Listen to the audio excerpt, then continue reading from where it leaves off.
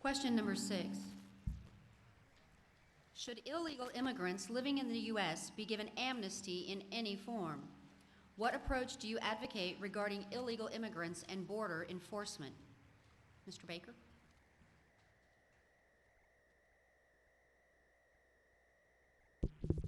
No on the amnesty question. That's a real short answer I can give you. No amnesty. I don't agree with it at all. They did it in '86, and all it did was extend the problem. We're actually creating a subclass. We've created a subclass of people that never get the opportunity to assimilate into our society and become Americans, full Americans. And this is a nation that does have a lot of immigrants in it, legal immigrants that came here legally, obey our laws, and assimilate, want to be Americans, want to be a part of this great society. By allowing illegal immigration to go on, we've created a subclass of people that never get that opportunity. They always live in fear, and they never, they're chronically underpaid, and they end up on Medicaid. They become wards of the state, essentially. And we have entire families that become that. What do? We have to close the border. First thing, we have laws on the books right now. We have to enforce the laws on our books right now. Close the border. You're going to hear some of these guys talk about putting troops on there. That is so dangerous for us to put troops on there. Posse Comitatus, I don't really have time to go deep into it, but Posse Comitatus was enacted after the Civil War in Reconstruction. We are not allowed to have federal troops enforce our laws without a formal declaration of war. And there's a good reason for that, and it's the same reason that the founders had the limits on quartering soldiers and the right to privacy, because we don't want our troops here. Can you imagine what the Obama administration would do, who already wants a national civil defense force more powerful than anybody else? Can you imagine what door we would open up for that kind of abuse? Your freedoms would go away really quick. That is very dangerous. The way to do it is with the National Guard and also through enforcement of employers. There's a Secure Communities Act right now.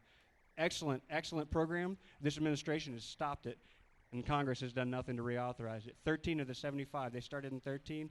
Excellent program, it worked. It pairs ICE agents with local law enforcement, and it's working. Thank you. I'm against amnesty. Amnesty has already been proven to not work. We need to make sure that we don't do it, repeat the same mistake twice. Now, that being the case, what are we going to do? Illegal immigration is such a problem, especially here in Texas. We've got effectively an open border. Not only that, we have people that are coming to our country on legal visas and overstaying their visa. And there's almost, from what I'm hearing from Border Watch and some other agencies, there's almost as many of them as there are the people coming across our border, because frankly, a lot of people come across our border to sell drugs and kidnap and then go back home and take all of our money with them. So what are we going to do? We have to do something to protect our border. We've got, right now, a partial fence built. The fence, it may or may not work. A lot of border agents are in disagreement about whether that works or not. But I say, if you have groups of people coming across our border in armored Humvees with 50 caliber weapons, and they're being escorted in, sometimes by Mexican military, we need to make sure that we're defending ourselves against that attack. For example, at Pearl Harbor, if we knew the Japanese were coming and they were flying their airplanes over us, at what point would we say, oh, well, you know, it's okay, they're still okay, well, it's still good, oh, they just bombed us, that's still okay, and then they go home? Absolutely not. We have to stand up, and if we need to declare a war on immigration or declare a war on a country like Mexico and Canada so we don't bias one border versus the other, then let's do it, and let's solve the illegal immigration problem. I'm willing to make sure that we use legally our Department of Defense however we can to keep our border safe and to keep you safe. I still have time, is that okay? Okay, all right, thank you. So I think that in conclusion, we need to use either the National Guard in Texas to guard our state border, or we need to use the U.S. military.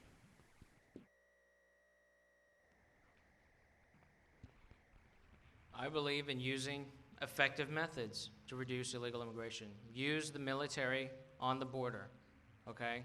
Mexico, when you go to Mexico, they use the military They have 308 machine guns. They have Humvees, 50 calibers mounted on top. You know, they use military weapons, military forces on their border. We should do the same. What we should also do is we should take the Customs border protection and deploy them onto the interior of the United States.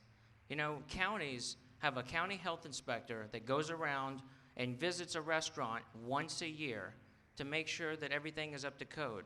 How come we don't have Customs border protection visiting restaurants, visiting construction sites, visiting businesses, and checking to make sure that the I-9 forms are correct, that the Social Security numbers are legitimate, and that these people say they are who they say that they are? That's what we need. We need Customs border protection deployed under the interior of the U.S., into the cities, checking these records. We also need to address the birthright citizenship. If somebody is born in the United States, they need to have one parent that is a U.S. citizen. We need to stop granting citizenship to the children of illegals. If both parents are illegal, that child needs to be given the citizenship of that country of origin. Now, I believe I have the toughest stance on illegal immigration. When you visit my website, francoforcongress.com, I have a simple statement. It says, go home, get out right now. It's as simple, but who in Congress is saying that today? Nobody, because they don't have the guts, they don't have the spine to say that. But I do. That's how we address it. Put the military on the border, use Customs border protection, deploy them into cities, checking records of businesses, and change birthright citizenship so that the children of illegals are not granted automatic citizenship.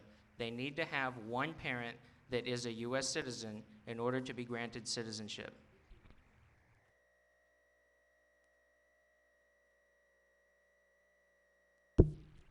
You know, Ted Poe is standing up on this issue on border security. We've all seen and heard his actions, and I'm proud that Congressman Poe today endorsed me to continue to serve alongside him on border security issues, economic issues, and to have the most conservative Republican Congress that we can imagine. One, my record's pretty clear. I'm way ahead on this issue. I oppose amnesty. I oppose the path to citizenship.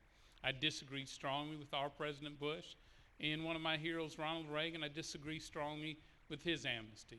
It never solves the problem. It just invites more of it.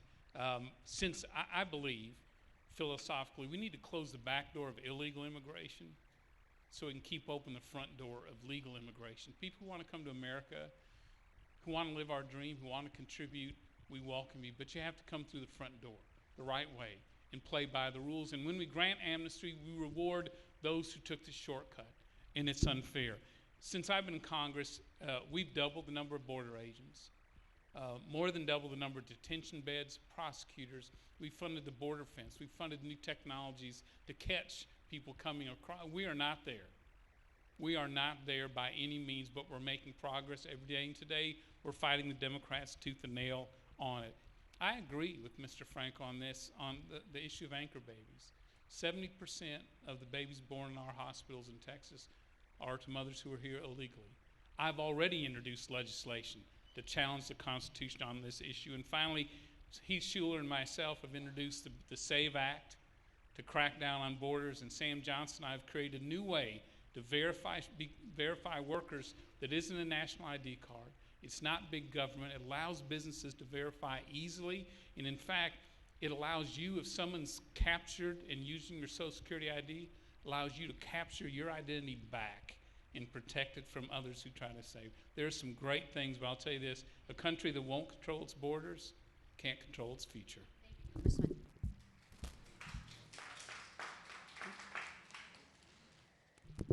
I'm going to rebut real quick on that. Just be very careful when everybody tells you right now that the border security is working. It's not.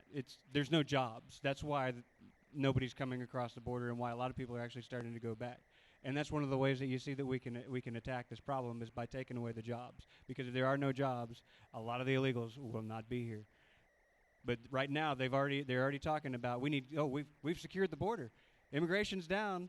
Illegal immigration's down. We've secured the border, and Congress now is talking about it's time to start talking about comprehensive immigration reform. Don't buy it, folks. It will go back up as soon as the economy picks back up.